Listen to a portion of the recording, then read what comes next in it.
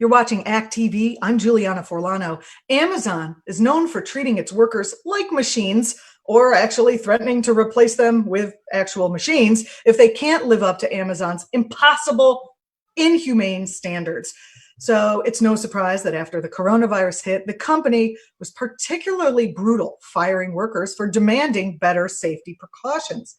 But in Europe, Amazon has been forced to make concessions to its workers because of the power of the labor unions there. Here to talk more about the political power of a strong labor union is our guest, Dr. Harriet Fraad. Dr. Fraad is a mental health counselor and hypnotherapist in practice in New York City, a founding member of the second wave feminist movement. She is also the host of a podcast that is going gangbusters called It's Not Just in Your Head, which can be found wherever podcasts are found. And this podcast actually focuses on exactly why Harriet is just so valuable to our show. The fact that, Harriet, in your own words, you said right before we came on that basically when you're feeling bad or you're feeling anxious or depressed, people tell you to go to a therapist. But, maybe activism is what we need to do because it's not always just in your head. And that service is wonderful. Thank you. Well, thank you. Thank you. I want to mention that in France, where the Amazon workers have united, they have collective bargaining, not with each little town where Amazon presides, but a national Amazon negotiation so that all the Amazons are covered, which they accomplished by electing left legislators. And so that they're not stuck each negotiating separately against an international monster, Amazon. Is that what we have here? Yeah. Just each like Staten Island is organizing to fix Staten Island and each little spot is organizing for themselves? That's right. Or city of New York is organizing, and then the city of Seattle is organizing. And so and each city has a threat hanging over it. If we don't like you, we'll cut tens of thousands of jobs because we'll move elsewhere. So you better bargain for us by giving us low taxes and more opportunities and crushing your workers for us. Well, let's first talk about I alluded to it at the beginning, but what are the issues facing workers at Amazon at this point?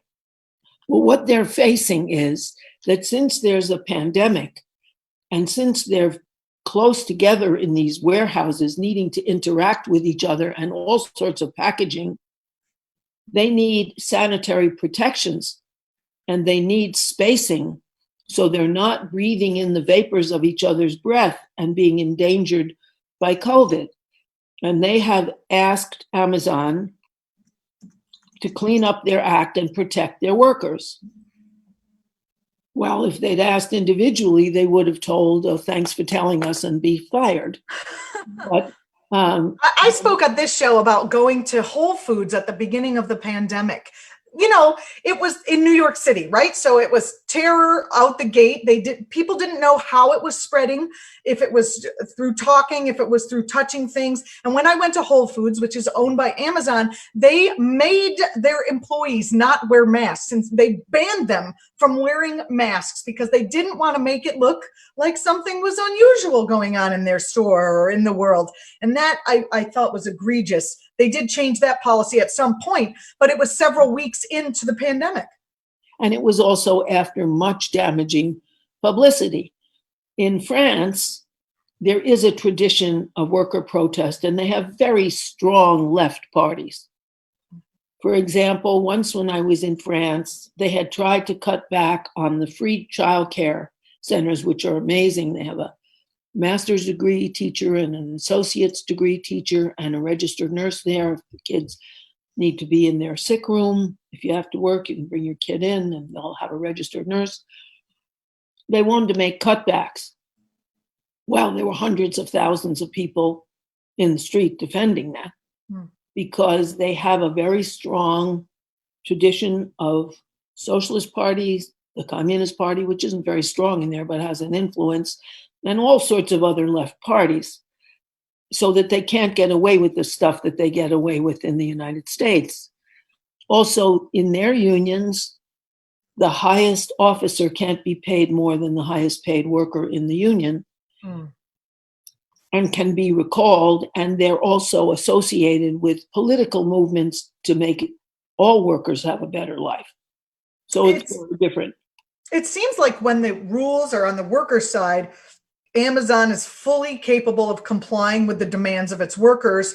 They're not going bankrupt anytime soon, even when they treat the workers well. Why is Amazon so resistant to look out for its American workers? Well, I think Amazon's point in life, Jeff Bezos and his entourage, are to make more. That's the ethos of capitalism. Accumulate, accumulate, accumulate. And if you pay workers more, there's less at the top for the board of directors and Jeff Bezos. He's the richest man in the world and made over $25 million just during the pandemic because more people send for things from the internet. But that's his whole ethic in life. You know, it's just like McDonald's. They can afford to make a profit in Denmark, where the minimum wage is $24 an hour. But they fight $15 an hour in the United States because they can get away with it. Because the Republicans, right, are there, they can get away with it. They can get away with it because there's no labor movement. They can get away with it because Republicans are basically on their side. That's right. And we don't have a politicized left movement. What happened in the United States, because I've been thinking about why, is that after World War II, communism was very big in the United States. One of every 4 families had an active communist in it. During the war, our best ally was who they called, quote, Uncle Joe. That was Joe Stalin. And they had the House of Un-American Activities Committee decided to get rid of the left. They first kicked out the communists, then the socialists as fellow travelers, and then the union heads who were sympathetic to the left. And interestingly enough, that was tolerated by the government. It was a congressional committee, House of Un-American Activities, because the 3 forces that pushed FDR to do the New Deal were people organized by the Communist Party, the Socialist Party, and the CIO labor union. And so they went after each of those. It only stopped because McCarthy, in his grandiosity, went after the army and accused Welsh, a general, who said, "Have you no shame?" And that stopped it. But, we had a peculiar circumstance which allowed us to be in the awful circumstance we're in now. We had HUAC, House of Un-American Activities Committee, expunge the leftists from the unions. Who's left in a union if not like leftists? I mean, you don't get a lot of right wingers being like, I'm into collective solidarity. They're into freedom. Right, exactly. The freedom to walk around without a mask or gloves. Exactly. Great freedoms. But people in our stream are reporting that they're getting depressed. So let's talk about the following. Because I want to finish this though, because I think it's important to understand why we're in this pickle. Yeah. That what happened was between House of Un-American Activities Committee and the fact that after World War II, all our major competitors were decimated. All of Europe was destroyed. Mm-hmm. Russia lost 30 million people and was razed to the ground. The Chinese were in terrible shape. That was it. And so workers did. If they were white and male, every generation could do a little better than the one before and could provide for their children a better future. And so that the idea that we all have to do it together was less compelling here than in all of Europe and the rest of the world. Mm-hmm. Okay, end of that little speech. No, that's important. In fact, now the chat is saying, even though it's depressing, we have to keep it going because we have to keep the convo going. We must get learned on this, says Dena Lopez 6. So the next question I have is, because I really want to focus on what we can build here in the country. I think everyone knows the pickle that we're in right now. So especially on this stream, we're not surprising anybody really. But just looking to Europe for the positive, what's happening when you have a strong labor movement. You know, my husband's taking a day off today because, or I'm not supposed to say that. I don't know. You know, he's supposed to be called on a black, you know, to do a labor union support of the Black Lives Matter protests. And I wanted to kind of get in with to that with you as well, but let's save that. Okay. Briefly, what is the positive psychological impact on workers who know that they have power to stand up to big corporations like Amazon? Well, they're not terrified and they're not shamed of their identity as workers and as exploited workers. They feel like, I don't have to be exploited. I'm a human being and I deserve consideration. And they had judges to back them up. For a while, Amazon was fined $1.8 million for every infraction. Mm-hmm. And then they agreed that they would only require sending out essential things, not things like, you know, nail polish or special barbecue tongs. It's essential. What are you talking about? I'm kidding here, obviously. And so, but that was regulated down, so they only have to pay $108,000 for every single infraction. And they did two things. They said, these are silly, we comply perfectly, in a big public relations blitz, and they were fine to spend a lot of money on that one. And while at the same time, they denied that they did anything wrong, and they made some improvements, but not enough, so the workers took them back again. It means that if you're in a left union that says, we do the work, we deserve to regulate the conditions, we're not just cogs in a profit machine, we're people. Our health deserves to be protected. If you can overprotect the cops so they have so much hardware on them, but you can't protect the health workers and the Amazon workers and all the other workers, something's off. Yeah. Harriet, what this is, I think that so many of our problems in the US go to your worth being degraded, both outside, and then you internalize that message. And capitalism basically degrades everyone. And then it even terrifies the people at the top that if they lose their money, you know, Jeff Bezos is rich as hell. I'm imagining that somewhere psychologically in there is, if I lose this money, then I'm going to be just as terrible as those workers, because there's this sort of internal, you know, and just admitting that we're all human beings and that we have value, that would go a long way to fix, I would say, like all of the problems. It's just one basic admission here. It would be, but within the capitalist system, there's an incentive to have money, because money equals power, particularly in the US at the moment, where we have the best democracy money can buy. And so that whoever gives money is going to buy a lot of our government.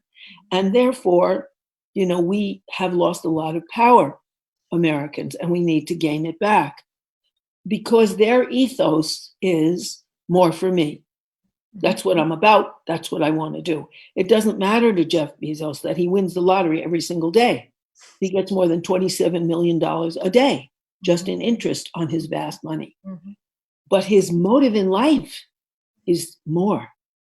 Yeah, they have the disease of more, once called alcoholism. And now when you apply that to, to making money, it's the same disease. It's avarice, it's avariciousness.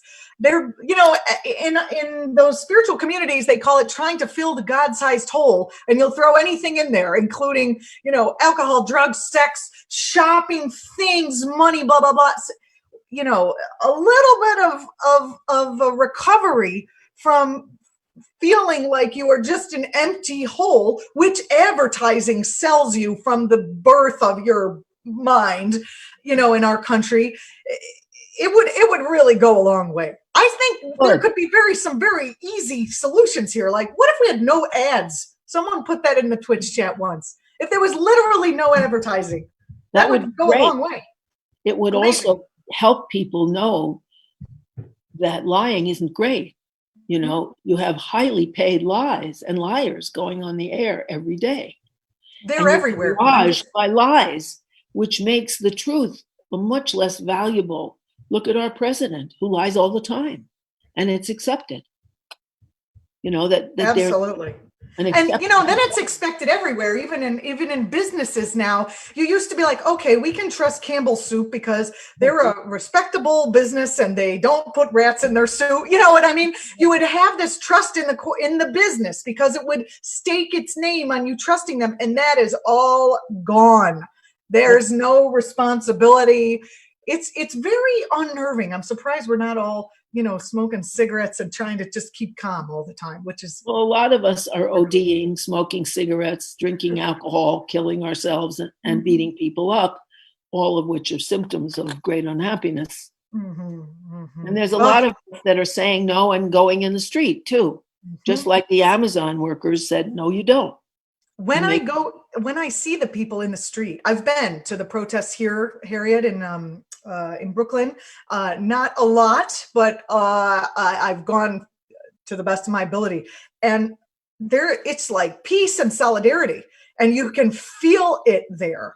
And it's really interesting to me that the force of darkness, the cops, and at the edge of the light and the dark is where all of this, kind of horrible kerfuffles, violence. Kerfuffle certainly isn't enough of a word to really capture what's going on there at the margins. But in the middle, it's absolutely beautiful. You are feeling the feeling that would be nice if we all had in America, in the middle of those peaceful protests for justice. And it's quite lovely. I'm just reporting, since we're not seeing it on TV. Harriet, we have only a couple more minutes before our next guest comes on. I did want to ask you about the intersection between union labor and Black Lives Matter, the protest and the movement here in the US. I'm not sure if you know this, and I'm kind of springing this question on you out of the blue because it just happened to us. The union that my husband is part of has called their members to go and protest in solidarity with the Black Lives Matter movement. Have you seen unions supporting this movement? Is there any? Okay, could you talk about that a little bit? There are about 6 unions, and the CUNY union is the one he's in. Yeah, that have called on their members and their government to stop discriminating against people's peaceful assembly and expressing an outrageous problem in the United States of Black people being shot and of people abusing their power. It turns out that Chauvin, the guy who killed George Floyd, knew him because they were both bouncers together. And Floyd found him too violent, and they had as a bouncer, and they had interactions that were negative. So when he got a chance, he killed George Floyd. Unbelievable. And believed he would get away with it. But there are unions. There are, I think, 6 unions that are standing up. And I think what's happening is AFL-CIO members are saying, you don't represent us if you're not going to take a more militant response. And in that respect, Sarah Nelson of the Flight Attendants Union called for a general strike when Trump wanted people to work without pay in the airlines. And she's running for president of the AFL. I don't know if they'll let her win, or if the more retrograde elements of the Democratic Party would let her win. But there is an impulse because our unions do not protect people. The AFL has not come out with a statement about police brutality. And what it does is police brutality and discrimination against Black people across the board divides people from one another so that we can't unite together and change our society. Because what we have is numbers. What they have is the money. Mhm. We have the numbers, which people have shown by not going to work. They can't make money unless we're out there working and they're profiting off of us. That's why Trump is pushing people to get killed and go back to work. Harriet, I hate to have to cut off this nice conversation, but we are at the end of our moment. I do want to say that you can follow Harriet on Twitter at Harriet Fraad, HARRIET, FRAAD. And also the brand, or well, it's not that new, but it's fabulous. The podcast, It's Not Just in Your Head. What's coming up on this week's edition? We're talking to labor union activists. Perfect. Yes. It's a continuation of this conversation then. Yes. Excellent. And when will it be out? Do you know? Not sure. Okay. Well, we'll keep our eye out for it. Not a problem. Thank you. Harriet, thank you so much. I'm sorry it was short today. It seemed like it was short. Yes, it did, but No. But you'll be back. I will indeed.